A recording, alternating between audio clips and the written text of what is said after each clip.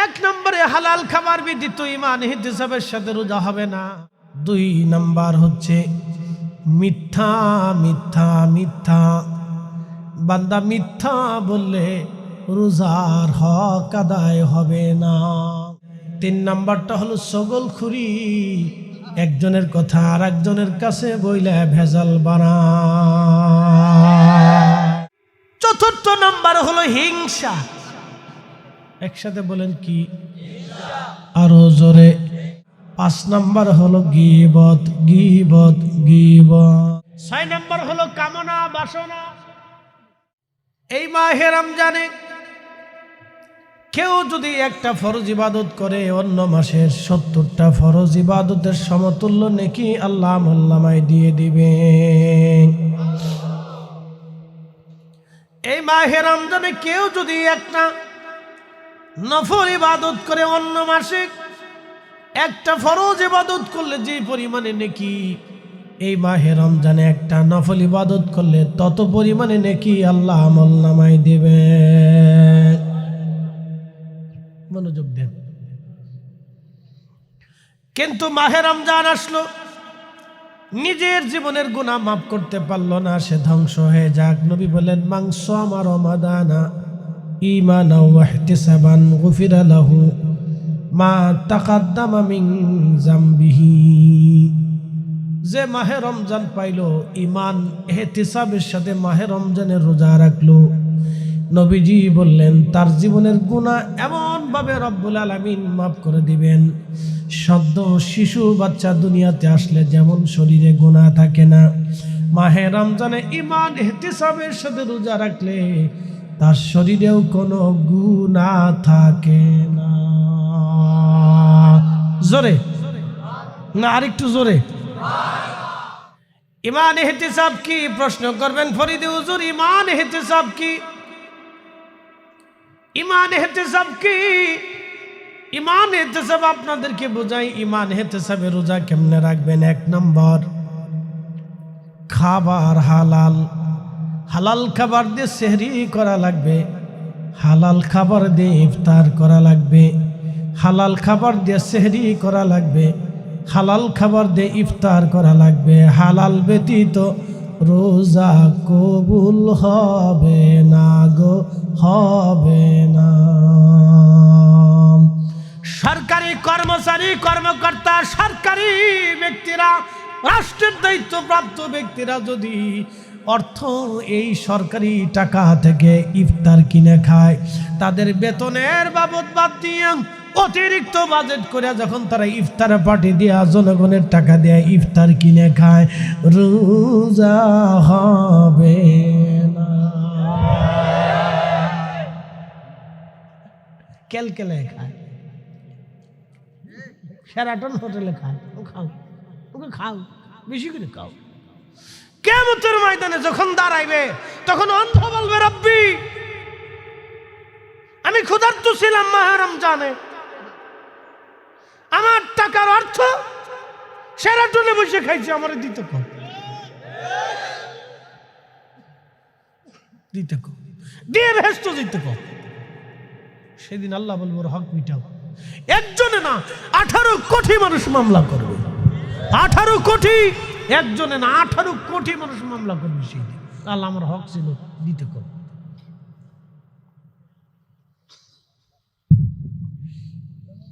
আমি বুঝি না সরকারি রাষ্ট্রের টাকা থেকে এই এমপি মন্ত্রী মিনিস্টাররা হজে কেমনে যায়, এটা আমার মাথায় কাজে ধরে না। রাষ্ট্রের টাকা তো গরিবের টাকা, কি কথা ঠিক আছে কিনা? হজে গেলে কারা যাবে? লটারি করে গরিব মানুষের ভাড়া, কি কথা ঠিক আছে কিনা? রাষ্ট্রের টাকা দিয়ে আমারে হজে পাঠাইয়া রাষ্ট্র কি তা কি করবে? আমি তো হজ করছি, আমার তো হজের সামর্থ্য আছে, কথা ঠিক আছে নি? রাষ্ট্রের টাকা দিয়ে মেম্বার সাহেবরা হজে পাঠাইতে গিয়েছে, ওনার তো সামর্থ্য আছে, কি কথা ঠিক আছে কিনা? ওনারও তো পাঠানোর দরকার না, পাঠানোর দরকার গরিব মানুষ, যেটা ল্যাংরা কানা বুবা কুড়া মিসকিন অসহায়, কি কথা ঠিক আছে না ভাই? লটারি করে তারা হজে পাঠাবে, রাষ্ট্র তাদেরকে পাঠাবে যে তোমরা যাও, তো এটা তোমাদের হক।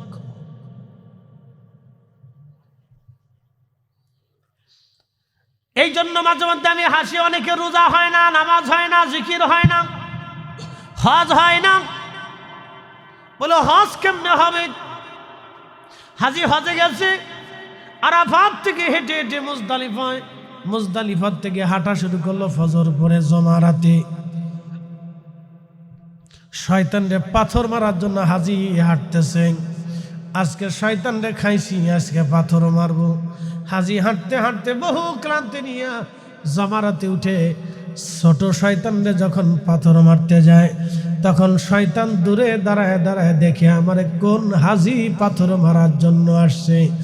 দেখে সুই দে হাজি পাথর নিয়ে আইছে, ঘুষে হাজি পাথর নিয়ে আইছে। এই হাজি যখন পাথর মারে তখন শয়তান ডাক দিয়ে কয়, দোস্ত রে, আমারে পাথর মাইরা তোমার লাভ কি? তুমি তো আমগার দলের লোক।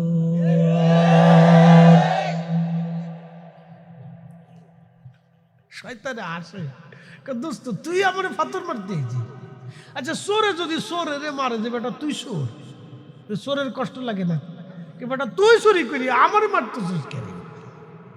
কথা ঠিক আছে নি? চোরে যদি চোরের ভিড়ায় তো চোরের খুব কষ্ট লাগে। আরে আমার দোস্ত রে, তুই আমার মারবি, তুই জানিস যে আমিও চোর তুইও চোর। কথা ঠিক আছে নি? তো শয়তানে হাসি আর কয়, দোস্ত রে, তুই সুদ করে সুদের টাকা দিয়ে, ঘুষের টাকা দিয়ে, অন্যের টাকা মাইরে দিয়ে তারপরে হজে আইছিস, তুই তো আমার দোস্ত, তুই আমার পাথর মারার দরকারটা কি? তুই আমার পাথর না মেরে তোর নিজের পাথর মার। 2 নাম্বার হচ্ছে মিথ্যা, মিথ্যা, মিথ্যা। বান্দা মিথ্যা বললে রোজার হক আদায় হবে না। আমাদের দেশে এত পরিমাণে মিথ্যা বাড়ছে, এত পরিমাণে মিথ্যা বাড়ছে, খোদার ঘর মসজিদে বৈশা অনেকেই মিথ্যা কথা বলে। টুপি মাথায় দিয়ে মিথ্যা বলে। আর এটা আসার পরে যে কি পরিমাণে মিথ্যা বাড়ছে ওটা তো হিসেব নেই। খুব মিথ্যা বাড়ছে, যেমনে পারে সেমনি মিথ্যা বলে। কি পরিমাণে যে মিথ্যা হয়েছে। মোবাইল কোম্পানি যদি চেক দেয় যে কোনটা আস আর কোনটা মিশে, তো দেখবে যে বাপ রে বাপ, কোটি কোটি মানুষ মিথ্যা বলতেছে। মিথ্যা সমস্ত পাপের মূল। আপনি বুঝেন মিথ্যা কত বড় নিকৃষ্ট। আল্লাহ রাসূল বলছেন যে কথায় কথায় মিথ্যা বলে, আমানত রাখলে খেয়ানত করে, ওয়াদা করলে বরখেলাপ করে। কথায় কথায় মিথ্যা বলে, আমানত রাখলে খেয়ানত করে, ওয়াদা করলে বরখেলাপ করে। তোমরা শুনবা, তোমরা জানবা সে মুনাফিক, মুনাফিক, মুনাফিক, মুনাফিক। ইন্নাল মুনাফিকিনা ফিদ দারকিল আসফারি মিনান নার। মুনাফিকদের জায়গা জাহান্নামের একবারে সর্বনিম্ন নিকৃষ্ট জায়গায়, যেখানে কাফেরদেরও জায়গা হবে না, এত নিম্ন জায়গা মুনাফিকদের জায়গা হবে। মুনাফিকে, মুনাফিকে, মুনাফিক। কথায় কথায় মিথ্যা বলে, আমানত রাখলে খেয়ানত করে, আর ওয়াদা করলে বরখেলাপ করে। এই হিসাব যদি আপনি দেখেন তাহলে বাংলাদেশে লক্ষ লক্ষ মুনাফিক খুঁজে পাবেন। মিথ্যা যদি আপনি ছাড়তে না পারেন, মাহে রমজানে রোজা রেখে কাজ হবে না। মিথ্যা ছেড়ে দিতে হবে। 3 নাম্বারটা চলে যায়। 3 নাম্বারটা হলো ছগলখুরি। একজনের কথা আর একজনের কাছে বইলে ভেজাল বানায়। এই রোগের রোগী হলো আমরা দেশের বেডিরা। কিছু আছে পান খাওয়া বেডি, পান খায় খালি গিরাম বলে এদিক ওদিক ওদিক টুট টুট টুট টুট টুট টুট টুট টুট টুট টুট করে ঘুরে বেড়ায়। আমি নাম দিয়েছি কুটনা বেডি। কুটনা বেডি ঘুরতে ঘুরতে ঘুরতে ঘুরতে ঘুরতে ঘুরতে যা করিমের বাড়ি গেছে, যাইয়া করিমের মা রান্না বান্না করতেছে, যা পাশে বইছে, পাশে বয়ে পান খার জিগে, করিমের মা কেমন আছো? বালা। করিমের বউ কই? কয় এই বেডি অসুস্থ, বিশ্রাম করতেছে। কাউ কি করিমকে বিয়ে করে আসছো কি তুমি? রান্না বান্না করে খাওয়ানোর লাগে নাকি? করিমের মা দেখছেন, ব্যথা হলো আরেকজনে, কান্দ হলো আরেকজনে। মুড়ি শয়তান কোথাকার এটা। কুটনার ঘরের কুটনা দিছে করিমের মার মনের ভিতরে সন্দেহ ঢুকাই দিয়ে এই লেগে গেল আস্তে আস্তে আস্তে আস্তে আস্তে আস্তে আস্তে আস্তে আস্তে এরবার করিমের বউ করিমের মারে দেখতে পারে না, করিমের মা করিমের বউরও দেখতে পারে না। এল হল কুটনা বেড়ি সকল কর। আল্লাহর নবী বলেন আমার উম্মতেরা কবরের ভিতরে সবচেয়ে কঠিন আযাব হয় দুই কারণে। এক নাম্বার হচ্ছে চগলখড়ি, দুই নাম্বার পেশাব পায়খানা করার সময় পবিত্রতা অর্জন করে না, পর্দা করে না। কবরের ভিতরে এদের কঠিন আযাব হবে। রাজনগরবাসী, ইসলামপুরবাসী,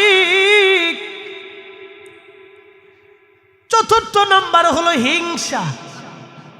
একসাথে বলেন কি? আরো জোরে, জোর হয় না কেন? এই রোগে সবাই আক্রান্ত প্রায়। অনেক মানুষের রোগে আক্রান্ত, হিংসা রোগ, হিংসা, হাসাদ। এই কঠিন রোগে কোটি কোটি মুসলমান আক্রান্ত। বেশি আক্রান্ত নারী সমাজ।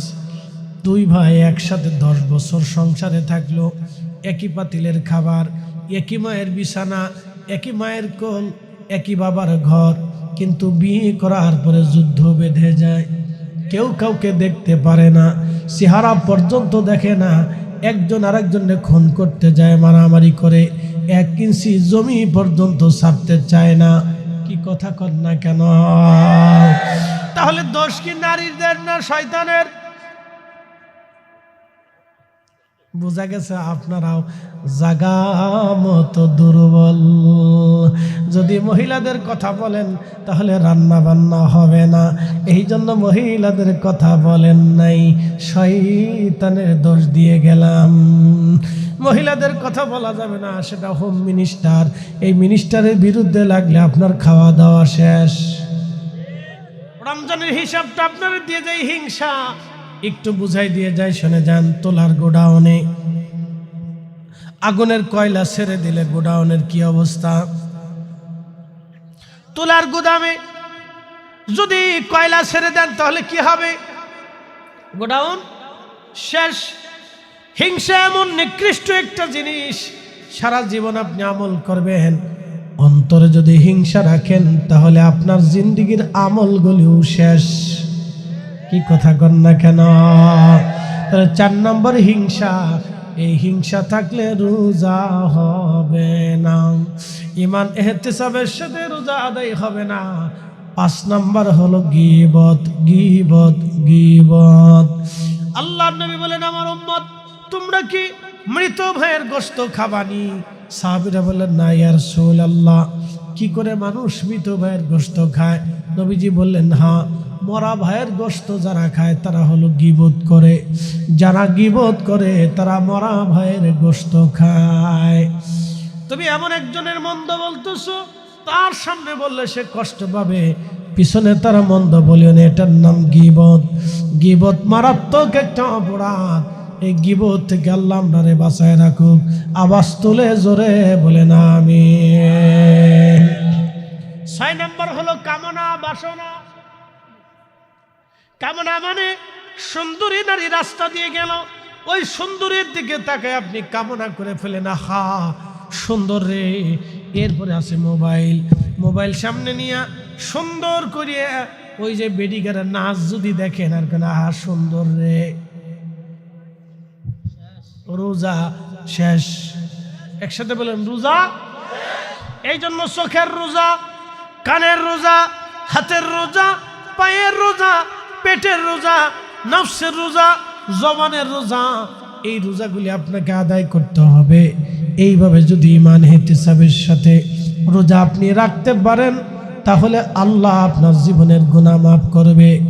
রোজাদার ইফতার করার সময় যখন সামনে পানি, সামনে খাবার, পেটে ক্ষুধা, কলিজায় তৃষ্ণা নিয়ে রোজাদার বসে থাকে, ঠিক তখনই রোজাদার খাবারগুলি লাড়াচাড়া করে, খাবারগুলি লাড়াচাড়া করে, খাবারগুলি লাড়াচাড়া করে।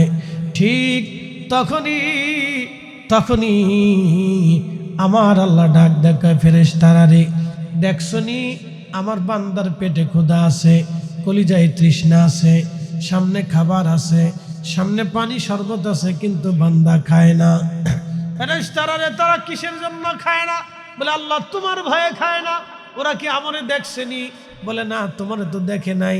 আর কি চায় ওরা? বলে আল্লাহ ওরা জান্নাত চায়। ওরা কি জান্নাত দেখছেনি? বলে না, তাও তো দেখে নাই। আর কি চায়? বলে ওরা জীবনের গুনাহগুলি মাফ চায়।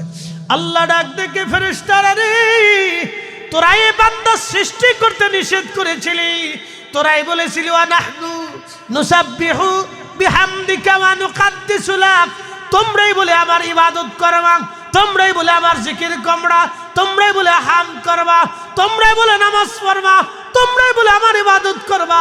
এ ফেরেশতারা দেখ, ওদের কাম দিছি, ক্রোধ দিছি, লোভ দিছি, মোহ দিছি, কামনা দিছি, বাসনা দিয়েছি, আশা দিয়েছি, আকাঙ্ক্ষা দিয়েছি, মৃত্যু দিয়েছি, জীবন দিয়েছি, স্ত্রী সন্তান দিয়েছি, খোদা দিয়েছি, দুনিয়াদারি দিয়েছি। তারপরে ওদের পিছনে শয়তান লেগে আছে। ফেরেশতারা রে, সব কিছু লাথি মেরে ফেলে দি। আমার দেখলো না, কিন্তু আমার ভয় করলো। আমার জাহান্নাম দেখলো না, জাহান্নাম রে ডরাইলো। আমার জান্নাত দেখলো না, কিন্তু আশা করলো। আমারে দেখলো না, কিন্তু আমার কাছে ওরা ক্ষমা চায়, মাফ চায়। এ ফেরেশতারা রে, তোরা এই বান্দা সৃষ্টি করতে নিষেধ করেছিলি, যা তোরা সাক্ষী থাক। আমার এই প্রত্যেকটা রোজাদারের জীবনের গুনাহগুলি আমি আল্লাহ তাআলা মাফ করে দিয়ে নিষ্পাপ বানায় দিলাম। একসাথে বলেন আল্লাহু আকবার।